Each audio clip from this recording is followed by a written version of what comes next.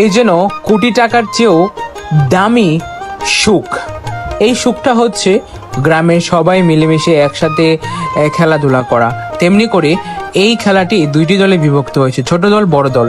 ছোট দল না বড় দল? ছোট দল ছোট দল ছোট দল। ছোট দল জিতবে না বড় দল? ছোট দল। ও আচ্ছা আচ্ছা, ছোট দল জিতবে মনে বলে মনে হচ্ছে। হ্যাঁ অবশ্যই।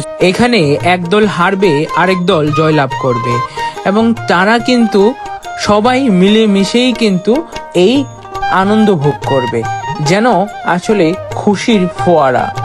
তেমনি করে এই গ্রামটির নাম হচ্ছে মামুদপুর। মামুদপুরের মানুষ যেরকম সুন্দর, তাদের মনটাও অনেক সুন্দর। তেমনি করে গ্রামীণ পরিবেশটাও অসাধারণ। দেখতে পাচ্ছেন গ্রামের শিশুরা কত সুন্দর করে খেলাটি উপভোগ করতেছে।